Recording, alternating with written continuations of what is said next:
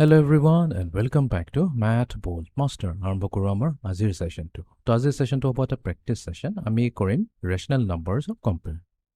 তো ইয়াতে আমাক তিনটা অপশন দিছে। আমাক সুধিছে কোন কোন কিটা অপশন কাৰেক্ট হয়। তো ইয়াতে প্ৰথমটো দিছে যে 0 is greater than -2/3. Yes, that is a true statement because আমি যদি নাম্বাৰ লাইনত চাওঁ, নাম্বাৰ লাইনত আমাৰ এখিনি যদি 0 আহে সব নেগেটিভ নাম্বাৰছবোৰ ক'ত আহিব? লেফ্ট সাইডে আহিব, -2/3 এফালে থাকিব আৰু আমি যিমান লেফ্ট তললৈ যাম আমাৰ নাম্বাৰবোৰ সিমান সৰু হৈ গৈ থাকিব। তাৰ মানে কি 0 সদায় নেগেটিভ নাম্বাৰছতকৈ ডাঙৰ হ'বই। অপশ্যন এ কাৰেক্ট হয়।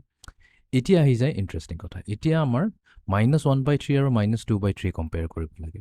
তো আমি কি কৰিম? ডিনমিনেটৰ চাম। ডিনমিনেটৰ যিহেতু দুইটাৰে এক্সাক্টলি সেম টু সেম আছে, কোনো প্ৰব্লেম নাই। তো আমি -1/3 -2/3 কম্পেয়াৰ কৰাৰ আগতে আমি কি কৰিম? -1 আৰু -2 কম্পেয়াৰ কৰিম। তো এটা -1 ডাঙৰ হয় নে -2 ডাঙৰ হয়? তো এতিয়া যদি আমি নাম্বাৰ লাইনত চাওঁ তেনেহ'লে আমাৰ প্ৰথমতে কি আহিব? আমি আকৌ নাম্বাৰ লাইনত ড্ৰ কৰিলে এইখিনিত লেটছ সে 0 আছে। প্ৰথমতে -1 আহিব, তাৰ পিছতহে -2 আহিব। তাৰ মানে কি হ'ল? -1 -2তকৈ ডাঙৰ হ'ল।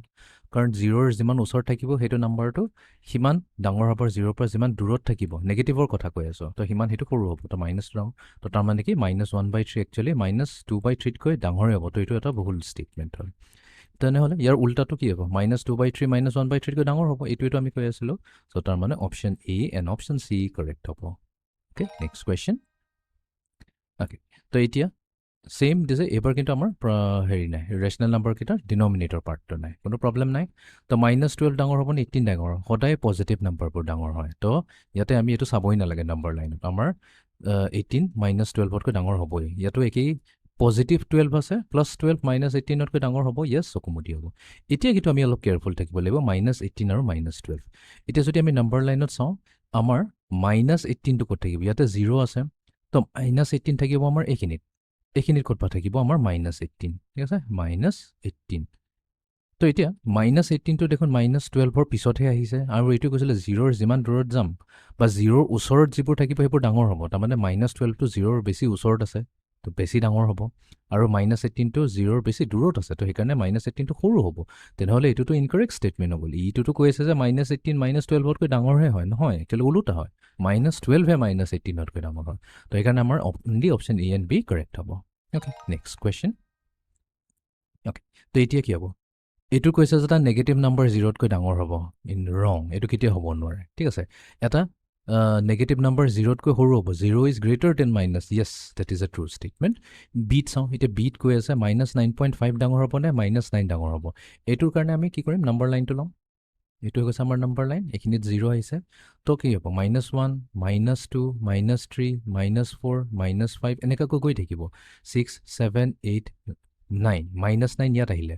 এতিয়া -9ৰ পিছতহে আহিব -9.5। এতিয়া যিমান পিছত আহিব মানে কি হ'ব? -9.5 ডেফিনেটলি -9তকৈ সৰু হ'বই লাগিব। তাৰমানে B is a correct statement. Okay, তো বি এণ্ড চি আমি চিলেক্ট কৰি ভেৰিফাই কৰি লওঁ। Okay, next question. তো ইয়াতে 5.7, এইটো চাবই নালাগে। 5.7 পজিটিভ নাম্বাৰ, নেগেটিভ নাম্বাৰতকৈ সদায় ডাঙৰ হয়, এই চিলেক্ট কৰি ল'ম। নেক্সট 7.5 5.7তকৈ ডাঙৰ হ'বনে নাই?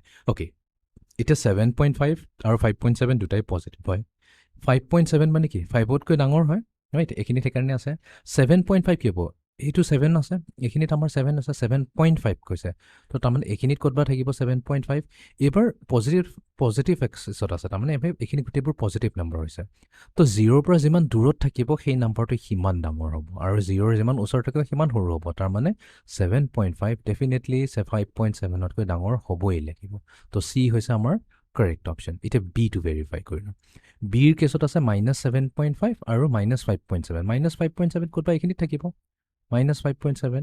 আৰু এইটো কেছত কি হয়? যিমান 0ৰ ওচৰত থাকিব সিমান ডাঙৰ হ'ব। তাৰমানে -7.5 যিহেতু 0ৰ পৰা অলপ বেছি দূৰত আছে কম্পেয়াৰ টু, তো ডাঙৰ হ'ব কি? -5.7 ডাঙৰ হ'ব। য়েছ, তো তাৰমানে ইয়াতে আমাৰ বিও হৈ যাব correct option. Okay, next question. Okay, তো এতিয়া কি 0 ডাঙৰ হ'বনে নাই পজিটিভ নাম্বাৰ নেগেটিভ নাম্বাৰতকৈ? য়েছ, সদায় হ'ব। চকুমুদি কৰিব পাৰিম। এতিয়া বিত আহি যাওঁ। বিত আমি কি কৰিম? 7 and 7 দুইটাই আছে আমাৰ কি? ইকুৱেল আছে। তো আমি চাম যে -3 ডাঙৰ হ'ব নে -2 ডাঙৰ হ'ব? এইটো কাৰণে এগেইন নাম্বাৰ লাইনত আমি চাব লাগিব। তো প্ৰথমতে 0 আহিব, তাৰপিছত -1, তাৰপিছত -2, তাৰপিছত আহিব -3। যিহেতু -2 প্ৰথমতে আহি গ'ল, -2 -3তকৈ ডাঙৰ হ'ব। তো তাৰমানে কি? এই ইনইকুৱেলিটিটো ডাঙৰ হ'বই হ'ব। বি কাৰেক্ট হয়। এইটোতো ওলোটাটোহে কৈছে তো সেইকাৰণে চি হ'ব নোৱাৰে ইয়াতে এ এণ্ড বি আমাৰ কাৰেক্ট হ'ব অ'কে নেক্সট কুৱেশ্যন অ'কে 0 -7তকৈ ডাঙৰ হয় য়েছ 7 এটা পজিটিভ নাম্বাৰ হয় আৰু -7 নেগেটিভ হয় পজিটিভ নাম্বাৰবোৰ সদায় ডাঙৰ হয়েই নেগেটিভ নাম্বাৰতকৈ এইটোত আমি অলপ কেয়াৰফুলি চাব লাগিব তো প্ৰথমতে -5 আহিছে তাৰ পিছত -7 আহিছে তো তাৰমানে কি -7 -5তকৈতো সৰু হ'বই হ'ব তাৰমানে চিটো কাৰেক্ট হৈ গ'ল তো ইয়াতে আমি চি চিলেক্ট কৰি ভেৰিফাই কৰি ল'ম অ'কে এতিয়া আমি যাওঁ ফাইনেল কুৱেশ্যনটোলৈ অ'কে তো আমি পজিটিভখিনি চাই লওঁ 4 6তকৈ সৰু হয় জানো সঁচা কথা হয় 4 সদায় 6তকৈ সৰু হয় আৰু 0 -4তকৈ ডাঙৰ হয় য়েছ ডেফিনেটলি এতিয়া এইটো চাব লাগিব তো নম্বৰ লাইনত আমাৰ এইখিনিত যদি 0 আহে -1 -2 -3 -4 -5 -6 তো -4 প্ৰথমতে আহিলেতো -4 -6তকৈ ডাঙৰ হ'বই হ'ব তো তাৰমানে এ ইজ অলছ' কাৰেক্ট তো এনেকুৱাকৈ আমি কি কৰিব পাৰোঁ ৰেচনেল নাম্বাৰছবোৰ কম্পেয়াৰ কৰিব পাৰোঁ তো এইটো আছিল আমাৰ আজিৰ ছেশ্যনটো see in the next session thank U